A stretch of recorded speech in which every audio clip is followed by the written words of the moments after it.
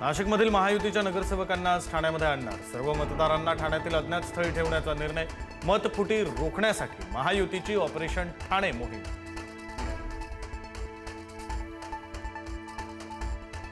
नाशिक पाठोपाठ जळगाव विधान परिषदेचा तिढा देखील सुटला. शिवसेनेच्या बंडखोर उमेदवार रेश्मा काळे यांची माघार.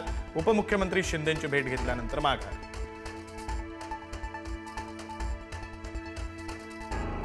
ठाकरेंच्या शिवसेनेच्या सर्व खासदारांची 14 जून रोजी मातोश्रीवर बैठक. काही खासदार शिंदेंच्या संपर्कात असल्याच्या पार्श्वभूमीवर बैठकीचं आयोजन. उद्धव ठाकरेंच्या उपस्थितीमध्ये बैठकीचं आयोजन. रोहित पवारांच्या अन्नत्याग आंदोलनाचा आज दुसरा दिवस. आज पुन्हा प्रशासन आणि रोहित पवारांमध्ये चर्चा. कृषी मंत्री दत्तात्रय भरणे रोहित पवारांशी चर्चा करणार असल्याची माहिती.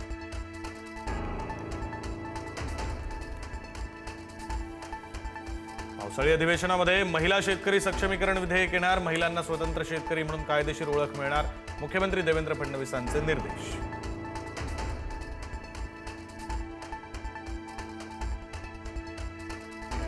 एकोणीसशे 50 नंतरचा सर्वात भीषण एल निनो सक्रिय. भारतावर दुष्काळाचं सावट. गडद तर शेतीसमोर मोठं आव्हान.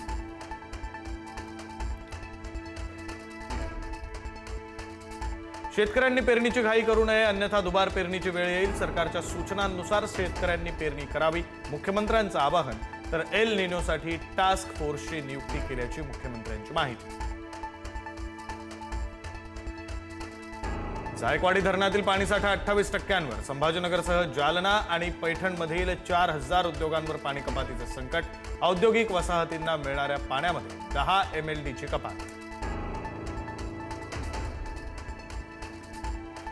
बोगस शालार्थ आयडी घोटाळ्यामध्ये SITची धक्कादायक माहिती. 854 पैकी तब्बल 750 पेक्षा अधिक शालार्थ आयडी बोगस असल्याचं निष्पन्न.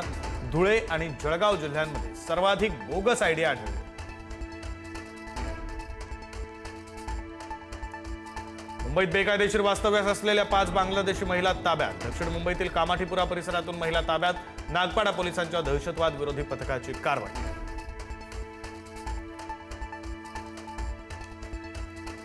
सोलापूरच्या बार्शीमध्ये मुख्याध्यापकाची कुटुंबासह सामूहिक आत्महत्या. शेअर मार्केटमध्ये नुकसान झाल्यानं उचललं टोकाचं पाऊल. 2 मुलं पत्नीला संपवून स्वतःही केली आत्महत्या.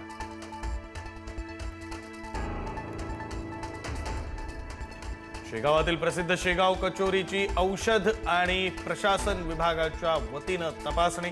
विभागानं विविध प्रकारचे नमुने देखील घेतले. धार्मिक शहरातील प्रसिद्ध खाद्यपदार्थ तपासणीच्या रडारवर. गुटखा विक्री प्रकरणामध्ये आता मकोका लावणार. अन्न आणि औषध प्रशासन आयुक्त तुकाराम मुंढे यांचा इशारा. ठाण्यानंतर भांडूपमध्ये ज्येष्ठ नागरिकाला मारहाण. भांडूपमधील ड्रीम्स कॉम्प्लेक्स परिसरात फेरीवाल्यांकडून ज्येष्ठ नागरिकाला मारहाण. मारहाण करणाऱ्यांविरोधात गुन्हा दाखल.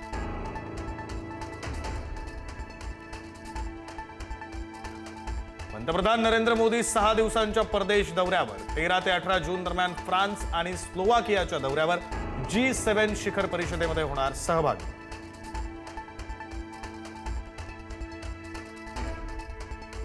इराणसोबतचं युद्ध संपलं. आठवडा अखेरीस करार. अमेरिकेचे राष्ट्राध्यक्ष डोनाल्ड ट्रम्प यांची माहिती. करारावर मात्र इराणची सावध भूमिका. कराराबाबत अद्याप अंतिम निर्णय झालेला नाही, इराणची माहिती. भारतीय जहाजांवरील हल्ल्यासाठी ट्रम्प यांनी इराणला धरलं जबाबदार. भारतीय जहाजांवर इराणनं हल्ला केल्याचा ट्रम्प यांचा दावा. भारतीय जहाजांवर इराणनं केलेला ड्रोन हल्ला अमान्य, ट्रम्प यांची पोस्ट.